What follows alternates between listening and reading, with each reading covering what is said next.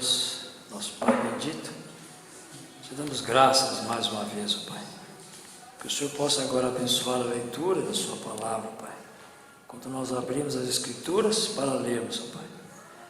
Mas nós não estamos aqui confiados em nós mesmos, nós estamos confiados no Senhor, para que o Senhor possa, através da sua beneficência, do seu amor e do seu poder, nos trazer a revelação da palavra para nós nessa noite, ó Pai. Nós te pedimos, confiando no Senhor, que o Senhor nos ajudará, no nome de Jesus Cristo, seu Filho. Amém. Vamos ler o livro de Êxodo capítulo 25. Nós vamos falar um pouquinho sobre a arca. Êxodo 25, a partir do verso 10.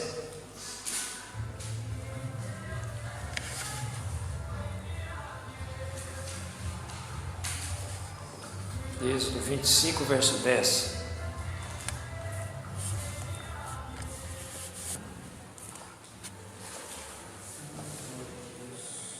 A arca de madeira de cetim. Também farão uma arca de madeira de cetim. O seu comprimento será de 2,5 côvados, e a sua largura de 1,5 côvados, e de 1,5 côvados a sua altura.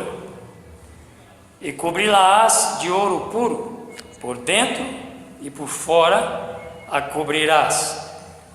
E farás sobre ela uma coroa de ouro ao redor. Os irmãos podem se sentar?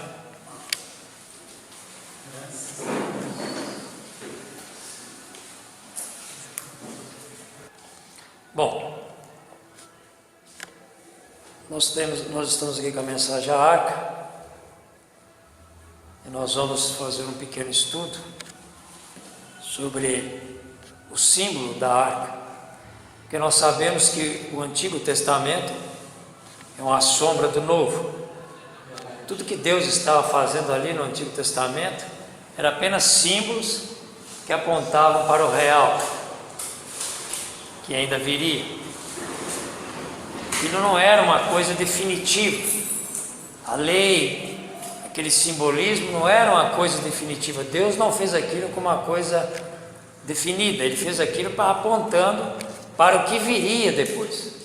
Então, quando Deus mandou Moisés fazer a arca, Ele pediu que Moisés fizesse a arca como ele viu lá em cima. Que Moisés, como profeta, e um profeta ele só atua através de visão. Deus trabalha com os profetas através de visão. Se você for olhar todo o Antigo Testamento, com exceção de alguns profetas, mas a maioria deles, sempre Deus trabalhou com visão. Deus enviava uma visão e através daquela visão ele fazia aquilo. Então Deus disse para Moisés: faça conforme tudo que viste lá em cima. E o irmão Branham fala que Moisés foi levado ao céu, e Moisés viu o santuário no céu, e do jeito que era o santuário no céu, ele fez aqui na terra. Ele fez muitos objetos, e um desses objetos era a arca. Então Deus exigiu que essa arca fosse da seguinte maneira: que ela tivesse 2,5 côvados de comprimento, de comprimento, 1,5 côvado de largura e de altura. Então a largura e a altura dela tinha a mesma medida, só a altura, só o comprimento que era diferente, era de 2,5, o outro era de 1,5. E Deus exigiu que ela fosse de madeira de cetim, que é uma madeira fácil de trabalhar. Tem tradução que diz acácia, a tradução que o irmão Branham usa fala acácia, a nossa tradução é cetim. Então era madeira de cetim, então era uma arca de madeira, mas Deus exigiu que ela fosse pintada de ouro, por dentro e por fora. Tinha que cobrir por dentro e por fora a arca de ouro. Depois nós vamos ver o que significa essa cobertura sobre essa madeira. E essa arca, ela tinha argolas, tinha 4 argolas, duas de um lado e 2 do outro, que era onde o sacerdote enfiava as varas para ser carregada. A arca só podia ser carregada pelos levitas. Por isso você vê lá quando Davi foi trazer a arca do concerto, que a arca estava em Siló, ele queria trazer a arca para Jerusalém, e Davi não fez conforme a palavra, ele fez conforme os capitães, ele consultou os capitães, e os capitães disseram: é bom que traga a arca para Jerusalém nos carros de bois. E Deus não se agradou daquilo. Tanto é que depois aconteceu aquele incidente com Uzá. O carro deu o carro acho que tombou ali, e a arca ia cair, e aquele rapaz encostou a mão na arca e ele veio a morrer. Depois Davi ficou muito sentido com aquilo, pois ele carregou a morte daquele indivíduo, de Uzá. A arca era para ser carregada pelos levitas, por isso já tinha o arco. O arco era para atravessar com as varas dos levitas carregarem. Mas por que Davi cometeu aquele erro? Porque ele consultou os capitães, ele tinha que consultar um profeta. Tinha profeta em Israel. Israel tinha profeta. O profeta naquela época era Natã.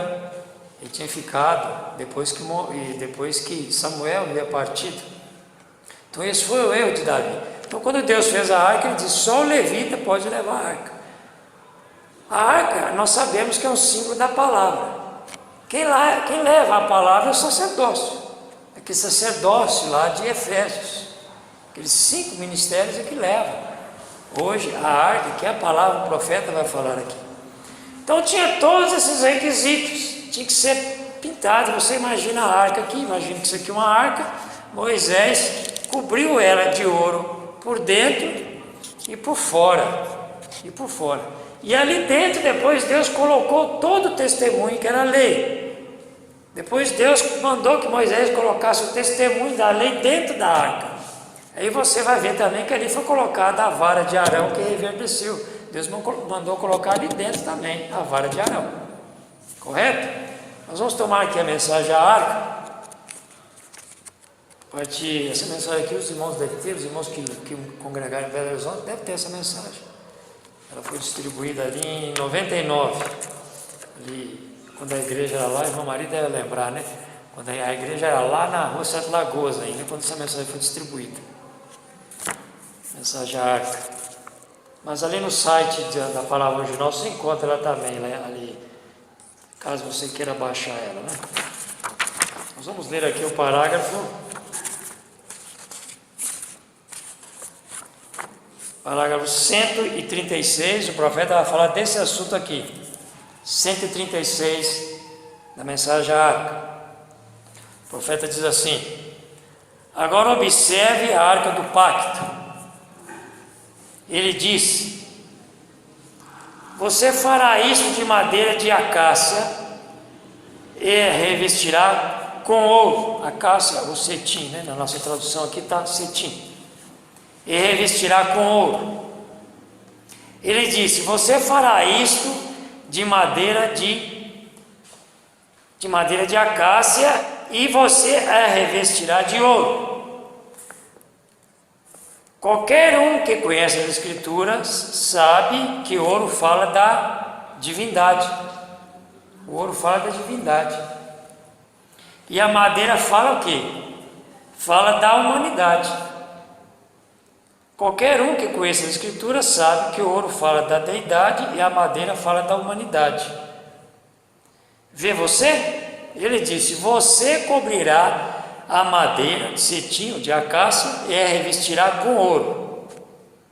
Sobre a madeira, por dentro e por fora. Aí o profeta fala assim: é a deidade sobre a madeira, Cristo sobre a igreja. Cristo sobre a igreja. Dentro e fora. Então a igreja está revestida de Cristo por dentro e por fora. Revestida, diz o profeta, revestida da deidade. Revestida da deidade. Agora a arca também aponta para Cristo, que a arca é o tipo de Cristo. Cristo não era humano, mas ele estava revestido da divindade. Cristo nasceu como humano, mas ele estava revestido da divindade, que a Bíblia fala que nele habitou corporalmente toda a plenitude da divindade. Por isso que o profeta fala e muita gente se confunde. Quando o profeta fala das duas naturezas, que Jesus era dual, ele era humano e era Deus. Que as pessoas não entendem, acham que o profeta está dividindo dividindo Deus em duas pessoas. Ele não está dividindo ele em duas pessoas. Ele está dizendo que Jesus tinha a natureza divina e a natureza humana. Como humano, ele chorou quando ele ficou sabendo que Lázaro tinha morrido, ele chorou. Mas como Deus, ele foi até na cova e ressuscitou Lázaro. Ele disse: Lázaro, sai para fora. Ali era Deus ressuscitando Lázaro. Era Cristo como Deus, tirando Lázaro da morte. Ele não podia fazer aquilo como homem. Então, os irmãos estão entendendo? Então, era divindade, apontando para Cristo, mas apontando também para a igreja. Porque a igreja é que leva a palavra. Quem conduz, quem representa Cristo hoje não é a igreja? Então, a igreja leva a palavra. Essa igreja que leva a palavra está revestida de Cristo, por dentro e por fora. Então, se ela está revestida de Cristo por dentro e por fora, não tem como Satanás entrar. Por isso que o irmão Barna fala no segundo selo, creio que é no segundo selo, o profeta fala assim: a pessoa sai lá fora e peca. Aí a pessoa põe culpa no diabo. O irmão Barna fala assim: não foi o diabo, foi você. Porque você atravessou a fronteira. Você estava aqui, protegido, revestido pela divindade. Você saiu para fora, a divindade ficou onde ela está. A divindade não te acompanha lá na fronteira. Aí o profeta fala: não foi o diabo que te fez pecar, não foi você que atravessou a fronteira, foi você que pecou. Porque você estava aqui, revestido da divindade. Então o que você foi fazer lá? Não é correto? Ele diz assim: você terá uma cobertura em cima dela, será um assento de misericórdia, onde todas as leis descansarão nisto. Mas pegue isto, esparja isto com sangue. Então a misericórdia para valer tinha que ter aspersão de sangue.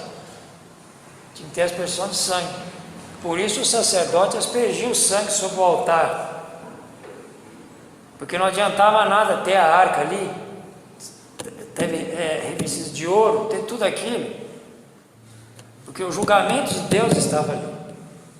Então tinha que ter o sangue para perdoar o pecador. Porque senão a arca era apenas um símbolo. Como era um símbolo hoje. Você não vê, eles não fizeram a arca de novo? Eles fizeram a arca de novo. Eles levaram lá para, eu vi no jornalzinho dessa igreja, eles fizeram ela, levaram lá para Angola e lá para Moçambique. Eles passaram nas avenidas principais lá de Moçambique e de Angola com a arca. Eles fizeram igualzinho está aqui. Eles fizeram do mesmo jeito, do mesmo desenho, porque aqui tem as medidas, né? O côvado, você tem uma medida, você fica sabendo quanto que é em metro quadrado, né? Que a nossa medida é metro quadrado. Eles fizeram a arca do jeitinho que está aqui. Mas nós vamos ver lá em Jeremias que Jeremias falou que a arca não se faria mais. Nós vamos ver lá em Jeremias. Mas por que eles fizeram isso? Porque eles não têm revelação de que a arca hoje, a igreja que carrega a palavra. Como eles não carregam a palavra, eles têm que fazer essas coisas, eles têm que voltar na sombra. Eles têm que voltar na sombra. Como está escrito lá em Hebreus. Que aquilo é obra morta, eles não têm revelação. Então por isso eles fazem arca, eles fazem símbolo de Israel, colocam nas igrejas. Nós não precisamos daquilo. Aquilo é simbólico. Aquilo tudo é uma sombra. Hoje você tem um real. Então eles fizeram a arca e saíram com ela, aqui no Brasil também, e puseram a exposição lá no templo deles. Mas por quê? Porque eles não têm a visão do que é aquilo, que aquilo passou, aquilo é passado.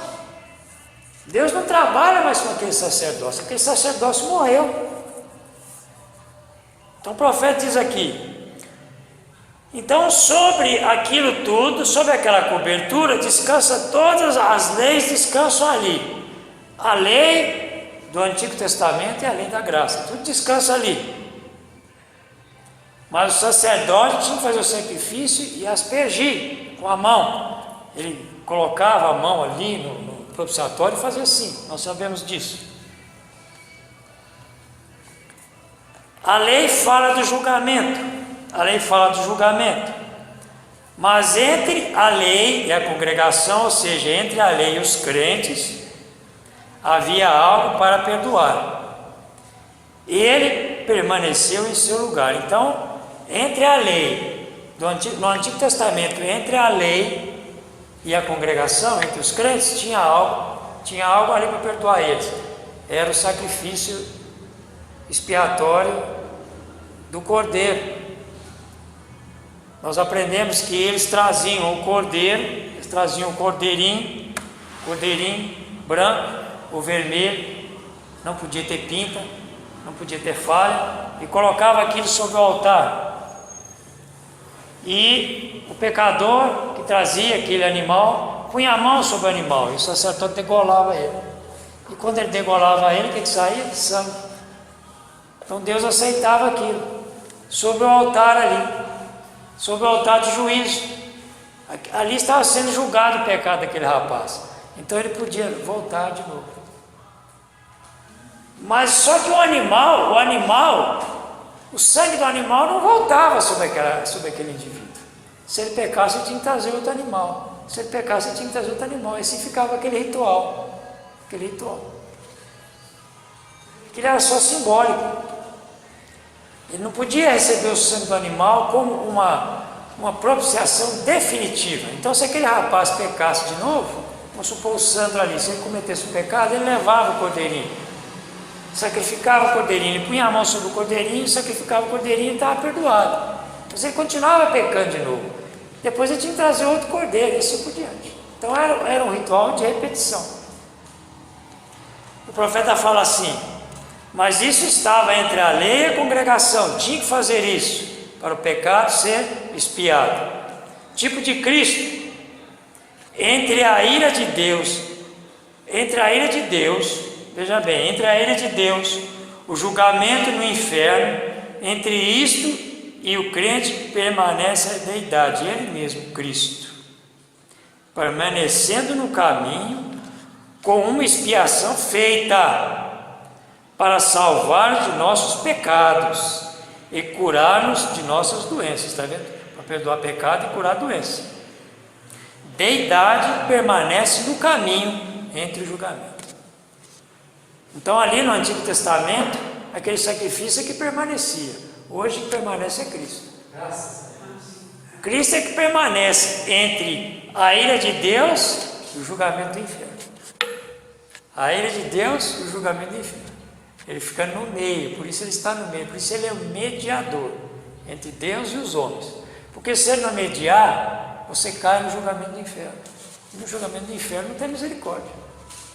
Por isso a pessoa que crê, que diz que crê na mensagem e diz que não tem misericórdia, esses estão errados. Porque Cristo permanece ali fazendo essa mediação. Perguntas e respostas, número 3, né? O pastor Carlos estava lendo aqui sobre essa mensagem. No culto de quarta-feira nós tivemos um estudo aqui, num culto até diferente, né? Ele pegou a mensagem, pegou as respostas, número 3, e estava lendo sobre isso aí, sobre esse assunto aí. Ele permanece ali, ele só sai dali depois que o último eleito entrar e a noiva foi embora. Aí sim não tem mais nada entre a ira de Deus e o julgamento do inferno. Aí já é o período de tribulação.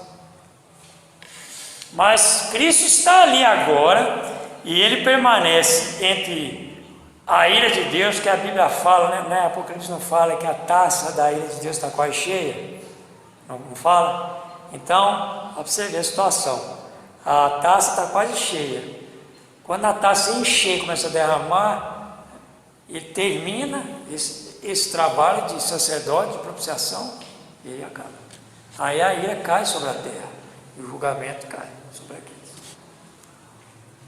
O profeta chega a dizer que será pior que nos dias de Pompeia. Quem já leu sobre os dias de Pompeia sabe o que eu estou falando, né? O que aconteceu em Pompeia, né? O profeta fala, vai ser pior que nos dias de Pompeia e Herculano. Então Cristo permanece no caminho como uma expiação feita. E onde foi feita essa expiação? No Calvário. Para salvar-nos de nossos pecados e curar-nos de nossas doenças. Deidade permanece no caminho entre o julgamento. Por isso a arca foi pintada de ouro, para mostrar que a deidade estava ali, irmão Luiz. Porque se Moisés não passasse o ouro nela, seria só madeira, seria só juízo. A deidade estava ali, tipificando. E essa deidade passou para Cristo, e ela hoje está na igreja, deslumbrando. Ali no Antigo Testamento, se tivesse um quadro aqui, mostraria para os irmãos que lêem a mensagem do profeta sabem disso. No Antigo Testamento, a arca ficava no tabernáculo. O tabernáculo depois foi, quando Salomão construiu o templo, a arca foi levada para o templo. Mas a arca ficava no tabernáculo, no deserto, nas tendas, diz o profeta, de texugo, né? Tudo aquilo tem uma tipologia, nós não vamos entrar naquilo, não vamos entrar nisso, senão o tempo não dá. Mas a arca ficava ali dentro do tabernáculo. Em volta do tabernáculo ficavam as tribos, ficavam as 12 tribos. Mas tinha 4 tribos que representavam todas as 12. Então uma tribo ficava no norte, outra ficava no sul, uma ficava no leste e a outra ficava no oeste. Essas tribos ficavam ali, vigiando, tomando conta, vigiando o sacrifício ali dentro, a arca ali dentro. Elas ficavam vigiando ali dentro, a arca. E junto com elas tinha as outras tribos. Essas 4 tribos representavam outras com elas. Uma ficava no norte, outra no sul, outra no leste e no oeste. Vigiando o testemunho de Deus dentro do tabernáculo. E diz o irmão Branco que agora isso, no Novo Testamento, são os evangelhos. São os evangelhos que fazem esse trabalho. Mateus, Marcos, Lucas e João. Defendendo a palavra, defendendo os atos dos apóstolos. Eles é que fazem essa defesa hoje, que cada evangelista daqui representa um animal ali, como está ali em Apocalipse. Você vai ver lá na mensagem Festa das Trombetas, os seus irmãos vão falando sobre esses 4 animais. Cada tribo daquela tinha esses animais na bandeira, que era o leão, o boi, a águia e o homem. Tinha esses 4 animais ali nas suas bandeiras, essas 4 tribos. E hoje são esses evangelistas que fazem isso. Eles estão defendendo o evangelho hoje. Mateus, Marcos, Lucas e João. Então tudo tem que conferir com esses 4 evangelhos. Você vê que os evangelhos, a Bíblia começa com os evangelhos, depois começa com as cartas de Paulo, aí vai indo até chegar no Apocalipse. Mas quem faz a defesa de todo esse testemunho de Deus hoje, o Novo e o Antigo Testamento, são os 4 evangelistas. São os 4 evangelistas que fazem isso. Aí o profeta continua dizendo assim, no 139. A lei era um juiz, a lei julgava, mas a expiação permanecia entre o crente confessado e o julgamento. A lei era o juiz, então a lei julgava o indivíduo. Você está em pecado. Aí o que você tinha que fazer na lei? Você tinha que levar, como eu falei, tinha que levar o cordeirinho. Tinha que levar o cordeiro para fazer o sacrifício. Então aquele sacrifício ficava entre o pecador e a lei. Por isso que quando a pessoa era pegada e no flagrante para determinadas coisas, a pessoa era apedrejada. A lei era implacável, a pessoa era apedrejada. Não havia certos recursos na lei que não tinha perdão mais. Você não vê lá que aconteceu lá com aquele pessoal que transgrediu, quando eles pegaram aquelas mulheres, né, e levaram para o arraial, não teve intercessão para eles não, o sacerdote veio e matou eles. E a Bíblia fala que muitos morreram naquele dia, porque eles transgrediram, eles passaram da linha, porque tem uma linha, eles passaram daquela linha, não houve propiciação para eles, eles tiveram que morrer, porque a lei é o juiz. Então o juiz disse, está morto, estava morto, mas aí o juiz dizia, vai lá e traga um cordeirinho, aí você tinha que trazer o cordeiro, e quando você fazia aquilo, você ficava, aquela expiação ficava entre você e o juiz, e o juízo. Lá estava o julgamento na arca, pronta para sair. Mas quando fez, não podia, houve uma expiação permanecendo entre ela e o crente. E o crente veio e aceitou a Cristo, na sombra e tipo, e o sangue derramado foi espargido sobre o assento de misericórdia. Graças a Deus. Assim ele teve misericórdia e poderia ir embora, regozijando-se, porque ele estava livre do julgamento. Estava livre do julgamento, porque ele fez o que a lei mandava ele fazer, traga o sacrifício. Agora nós não precisamos mais ficar ali fazendo esse sacrifício. Esse sacrifício já foi feito. Cristo fez esse sacrifício. Então tudo resumiu em Cristo. Então ali era uma sombra, agora você tem um real. Por isso essas religiões que as pessoas que fazem sacrifício, fazendo jejum, fazendo penitência, eles ainda estão lá naquelas obras mortas. Não precisam mais daquilo. Cristo, isso tudo resumiu. Cristo tomou tudo isso para ele. Por isso que o profeta fala, quando você vai lá na fronteira, você põe culpa no diabo, o culpado é você.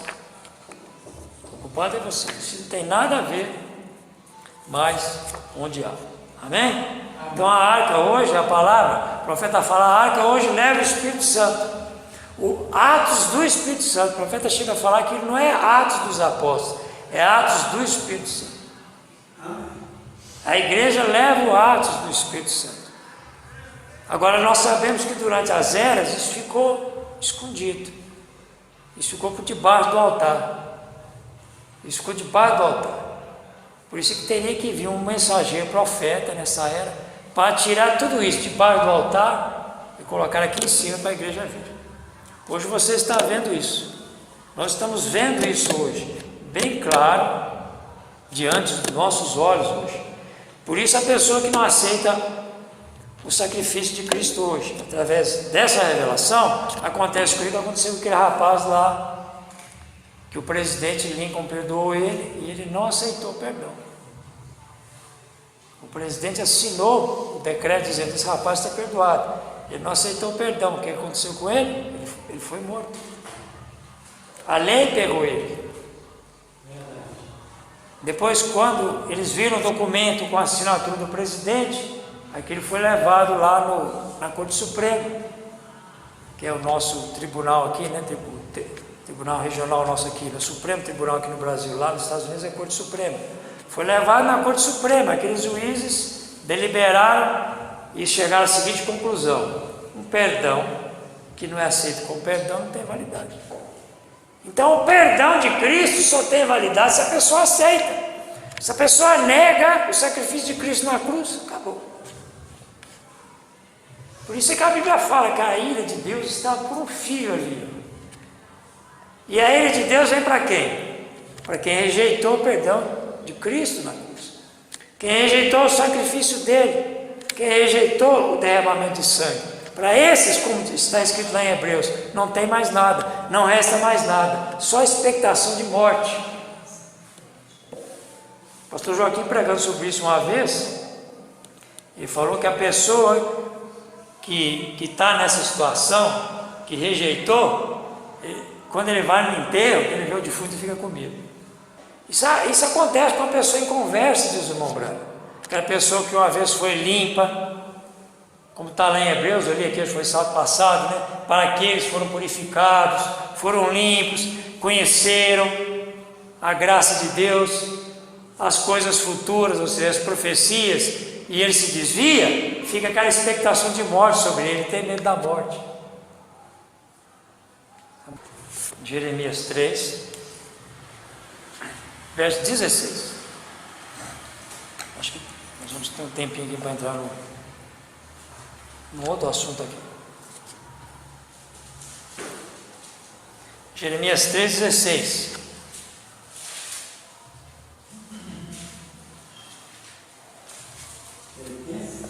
Jeremias, livro do profeta Jeremias 3,16.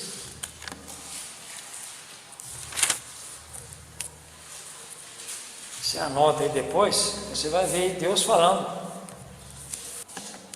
Jeremias 3,16. Diz assim: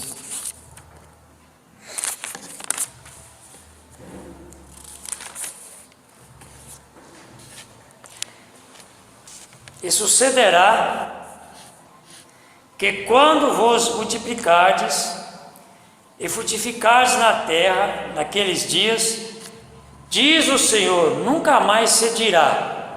Veja bem, a arca do concerto do Senhor nem lhes virá ao coração, nem dela se lembrarão, nem a visitarão. Isso não se fará mais. Isso não se fará mais. A arca não tem nada a ver com a igreja gentia. Aqui tem a ver com Israel. Aquele concerto que Deus fez com Israel hoje está em Cristo. O profeta fala no 7º selo, no 5º selo. Aquele concerto é a palavra. Se rejeitou a palavra, então não pode fazer a arca, pode fazer 500 arcas, distribuir ela para as igrejas, que não tem validade nenhuma mais. Deus já largou aqui, já deixou aqui para trás. Você vê que todas as religiões têm um templo. Todas as religiões não têm um templo para adorar. Você pega a igreja católica, ela tem um templo, que é o Vaticano, ali é a sede deles. Você pega as igrejas evangélicas, eles têm um templo. Eles têm um templo de adoração. Os budistas têm um templo de adoração, os maometanos têm. Israel não tem. Israel não tem templo. Israel não tem templo. Porque aquele templo que Israel tinha, ele foi destruído no ano 70. Nós lemos aqui na mensagem 10 virgens, que Jesus falou: destruirei esse templo, em 3 dias levantarei outro. Jesus não falou isso quando eles estavam olhando as colunas do templo? Jesus falou assim: destruirei esse templo, em 3 dias levantarei outro.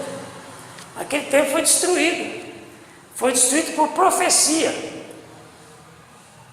Aquela destruição do templo no ano 70 foi profecia de Jesus. Depois Jesus profetizou sobre o templo foi destruído. Israel não tem templo também. É a única religião do mundo que não tem um templo para adorar é Israel. Diz que eles têm lá, eu até já vi no vídeo, eles têm lá as roupas do sacerdote, tem os utensílios, tem os copos, tem tudo lá. Mas aquilo não tem validade nenhuma mais. As pessoas esperam que Israel faça um templo, mas veja bem, o véu do templo foi rasgado de alto a baixo. De alto a baixo, o véu do templo foi rasgado. Foi obra de Deus desmembrando. Deus estava rasgando aquilo. Veja bem, se Deus, por que Deus vai restaurar um templo que Ele mesmo destruiu, que Ele mesmo restaurou? Você pode ver que na Bíblia não tem profecia que Israel vai ter um templo. Não tem profecia que Israel vai ter um templo. Mas eles podem construir, eles podem fazer um templo. Já não fizeram aqui em São Paulo, o templo de Salomão? Mas Deus foi para lá? Não. Porque aquilo é coisa do homem, é o homem fazendo aquilo. Não tem profecia dizendo que Israel vai ter um templo para adorar. Porque se Deus permitisse isso, Deus estaria permitindo a volta da lei de novo, a volta do velho sacrifício. E para Israel não existe mais isso. Israel hoje só vai conhecer o Evangelho através das 2 testemunhas. Você vê que Moisés e Elias, quando eles vêm, eles não vão pregar numa igreja, eles não vão pregar num templo, eles vão pregar na praça pública. Porque profeta não está vinculado à igreja. Profeta não é vinculado à igreja. Você não vê a Bíblia falando que eles não estão no templo pregando Moisés e Elias, eles estão pregando na praça. Porque eles não têm vínculo com aquelas igrejas lá. Eles vão vir para restaurar a palavra. E o irmão Bara fala, eles vão pregar Cristo, o Messias, e vão batizar eles em nome do Senhor Jesus Cristo. O profeta não tem vínculo com a igreja. O profeta não tem vínculo. Nisso eu não encontro nenhum profeta na Bíblia com vínculo com a igreja. Você vê que tinha Arão para fazer o sacrifício. E Moisés como profeta. Moisés como profeta. Você não vê Moisés no templo fazendo sacrifício. Quando o templo foi inaugurado, foram os levitas que foram. Moisés ficou lá, o profeta. Moisés não estava participando daquilo. Porque o irmão vai falar, o profeta não tem vínculo com o sistema, com religião. O profeta é a voz de Deus para o povo. E o profeta, irmão, é a voz de Deus para nós. E quando ele vem, ele revela para nós: ó, vocês não têm que ter vínculo nenhuma, com igreja nenhuma. Não importa, nem que seja da mensagem. O seu vínculo é a palavra. O seu vínculo é a palavra. Então a arca não se fará mais. Não se fará mais. Então os judeus, eles não fizeram a arca, os gentios vêm e fazem a arca. Mas aquilo, é claro, nós sabemos por que é aquilo. Aquilo é para chamar a atenção do povo. Porque a intenção deles é escravizar o povo para o sistema religioso. A intenção deles é isso. Agora, quando Deus restaura Israel, aqui na mensagem de 70 semanas, Deus restaura Israel, nós sabemos disso. O Evangelho, ele já está praticamente deixando o mundo gentílico. Esse mundo que nós estamos vivendo dele, o mundo gentílico, Brasil, esses Estados Unidos, esses países todos, Deus já está deixando esses países. Já tem países aí que Deus nem está tratando mais com isso. Eu vi um pastor falar sobre o comunismo na Rússia, né? A Rússia ficou 70 anos sob o comunismo. E eles apagaram tanto o evangelho da mente dos russos, que você vai lá falar sobre Jesus, eles nem sabem quem é Jesus. Eles nem sabem quem é Jesus. Porque eles ficaram 70 anos sob o jugo de uma sombra que tirou o evangelho, proibiu o evangelho, perseguiu os pastores, fechou todas as igrejas, inclusive até a própria igreja católica foi fechada lá. E ele falou: você vai lá na Rússia, você fala de Jesus e não sabe nem quem é Jesus. Então, para você ver o que falta faz o evangelho numa nação. O Brasil é um país privilegiado de ainda ter o evangelho, ainda tem o evangelho aqui. Mas você está vendo aí como é que eles estão manipulando aí? Os que estão querendo voltar aí. E como disse certo pastor, se voltar, não vai voltar para fazer paz e amor, não vai voltar para impor. E você está vendo, mas Deus já está deixando o mundo gentil. No período de tribulação, desmembrado, é cão comendo cão desmembrado. É cachorro comendo cachorro. Durante o período de tribulação.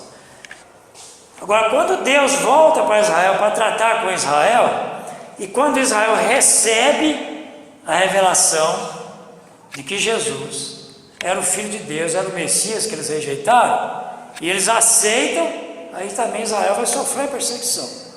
Aí você vai abrir comigo ali em Ezequiel 38. Vamos lá ali para o livro de Ezequiel 38. Ezequiel 38.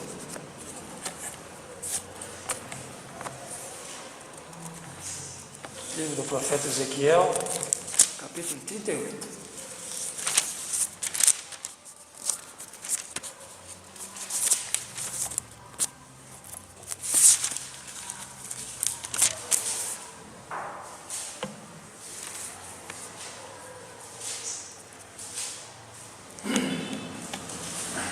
Versos 15 e 16.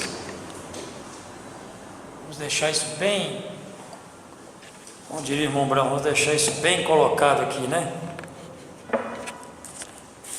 Todos encontraram?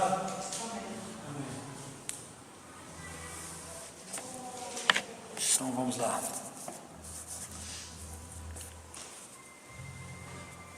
O anticristo subirá contra Israel. Ezequiel 38, 15 e 38. É isso? Vamos então começar. Virá, pois, do teu lugar, das bandas do norte, tu e muitos povos contigo, montados todos a cavalo. Cavalo é poder, não é que eles não vão galopar a cavalo, não. Cavalo na Bíblia é poder. Grande ajuntamento e exército numeroso. E subirás contra o meu povo, Israel, está vendo? Como uma nuvem para cobrir a terra. Quer dizer, muita gente, é uma multidão, é muita gente. No fim dos dias sucederá, está vendo? No fim dos dias, é uma profecia para agora.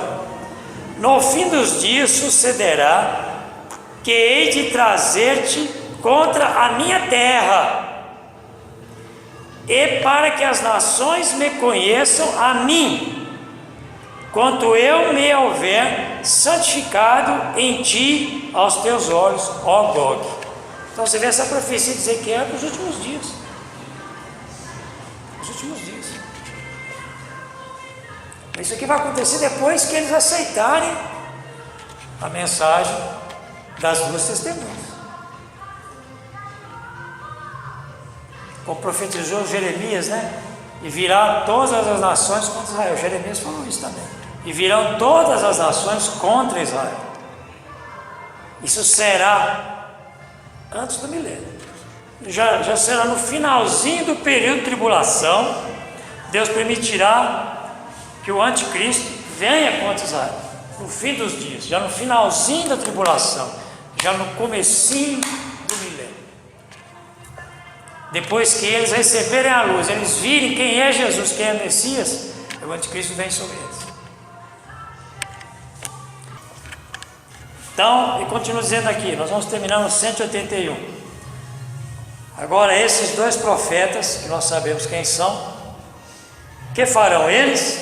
O profeta diz, são Moisés e Elias, que subirão à cena. Eles dirão a esses judeus seu erro, e desse montão de judeus que estão ali agora, só vai sair 144 mil. Eu não sei quanto de habitantes tem Israel, mas Israel deve ter lá uns milhões de habitantes lá em Israel. Mas desses milhões, né, de habitantes que tem Israel, só vai ser 144. Só 144 mil pessoas. 144 mil desses milhões que tem lá em Israel. Deus chamará com esses dois profetas, esses 144 mil, que é o espírito do Elias desta igreja gentia continuará essa igreja judia, está vendo? O espírito de Elias desta igreja gentia continuará essa igreja judia. É o espírito de Elias, porque o espírito de Elias se manifesta 5 vezes. 5 vezes. Elias, Eliseu, João Batista, o último mensageiro é Elias de novo.